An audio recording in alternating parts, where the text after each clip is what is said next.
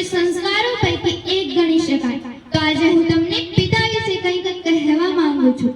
આપણે સૌ જાણીએ છીએ કે દરેક કવિઓ તેમજ લેખકોએ માં અને તેના માતૃત્વની ઉપમા આપી છે, પરંતુ આજ સુધી ક્યારેય પણ પિતા વિશે ઉપમા આપી નથી કે તેના વિશે લેખ પણ લખવામાં આવ્યા નથી.